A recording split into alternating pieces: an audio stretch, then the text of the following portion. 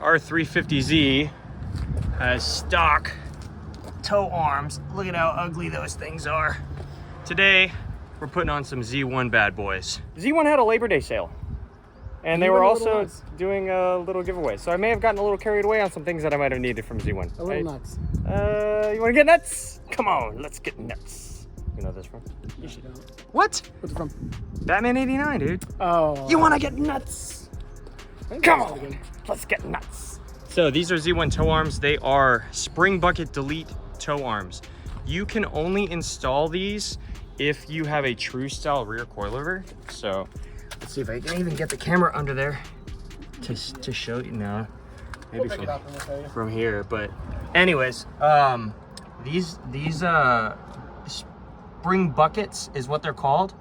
That's where the stock spring goes, or like a lowering spring, or if you don't get a true style rear coilover, your little bucket thing would go in there, or your spring would go in there.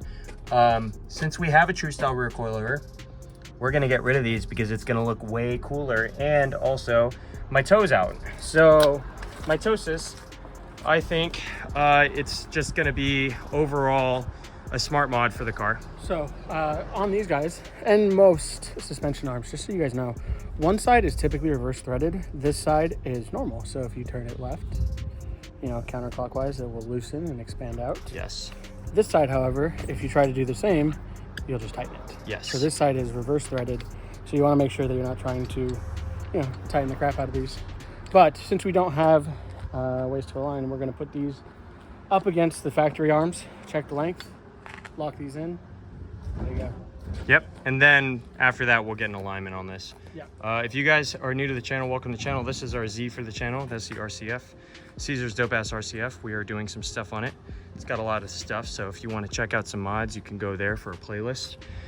Yeah, Z needs just a few more things. I mean, it always needed these couple things, but I kind of just wanted to tackle exterior first because I'm an indecisive dude.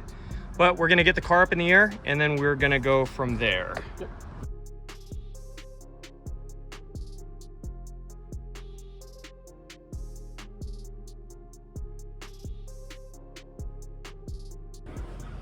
All right. Yeah, you can see how rusty, crusty, fugly these things are. They're light though. And they make an interesting noise. So, what we're gonna do is just make sure that the length of the bolt holes with the aftermarket tow arms match the stock ones. For the record, because you do have those cam adjustable bolts, you are going to, God, these bugs are wild. Yeah, they're going crazy right now. Yeah, because you have those, the alignment specs, even with us setting this in the right spot, They're gonna be funky. It's gonna not be the same. Yeah. Because those adjust and this adjusts. Yeah. So you should actually go to regular bolts without the cam lock adjust. I have had it with these mosquitoes on this monkey fighting plane. Meanwhile, we're getting wrecked by mosquitoes right now. Pretty wrecked.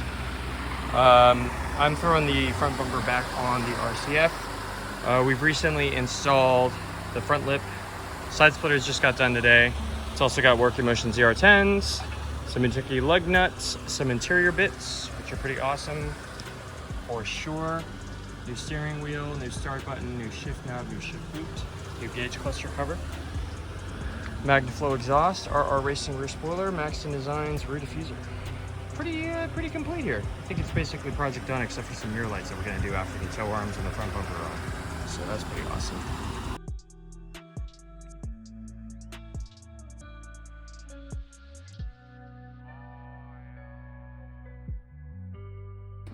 Okay, so Hell yeah, man. Hell yeah, Mandy. One of our tow arms is, woo! And you made it so the Z1's visible. Look at you. What's that? You made the Z1 visible? Yeah, of course. Of course, you have to. Why wouldn't I? So this is in. I am due for an alignment already. It's a little annoying. One of the nuts for the M-Link came out, even though we just did that, so we're gonna have to get another one of those. You say just did that. You know that was like 2 years ago now. Yeah, but like just did that in the sense of like I barely drive this car, you know? Well, no, I mean I agree with that. Yeah. But like, also like Whatever. it was 2 years ago. Yeah. So this is officially on. As far as you guys are concerned, it's super straightforward. If you don't have a spring in your spring bucket, you literally just do nut and bolt, pop it out. Make sure you match the length of this aftermarket tow arm to the stock one right here. Actually, I need to stop you right there. When you're doing this, the Z does come with factory little cam lock bolts, which is the max range of adjustment for tow they give you on the stock arms. So there is some adjustment in the stock arms, not a lot. When you take those out, first off, they're going to be super tight. Those types of bolts are always really tight. They're a nightmare.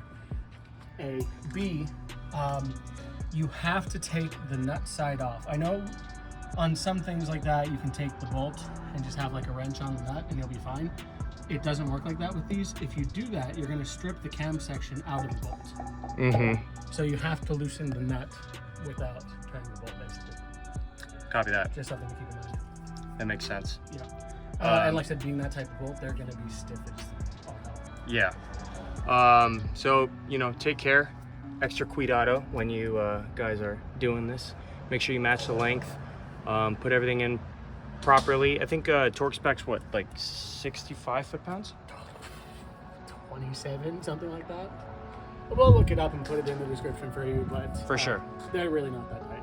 Yeah. Also, technically, you do want to load these on the ground because the bushings need to be straight, basically. We're going to get the line, so we'll just get that done. Yeah. This car doesn't go anywhere really. So. No, it's not going to drive more than a couple miles before we get this thing aligned. We got some clutch stuff that we're going to do. But for the sake of where you guys are at in the video, we're going to do the second one right now. But you guys can see how it looks. It looks fantastic. Let's see how it looks from the back. For you guys who are interested in seeing how visible they are, because that is a major factor for sure. I think they'll be more visible on the other side because this side has this big canister here. I mean, even still, that looks really good. You have to be pretty low to see it, I guess. Yeah. You know what I mean, though. The other side will definitely be super visible. Yeah. I do want to do an evap canister relocation. They relocate that into the Zen, right? Yeah, they do for the Greddy Evo exhaust, but I don't know if Greddy sells the relocation kit by itself. Yeah, since we're in Montana, it doesn't really matter. We could just, you know. I suppose.